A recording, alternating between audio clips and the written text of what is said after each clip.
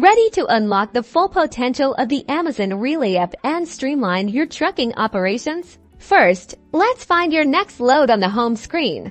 Tap on Available Loads here. You'll see a list of potential jobs filtered by date, location, and trailer type. To find the perfect fit for your needs, tap on a load to view its details, including pickup and delivery locations, times, and payment information.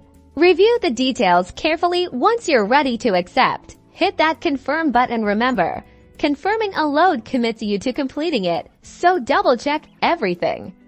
After confirming, the load will appear in your upcoming load section.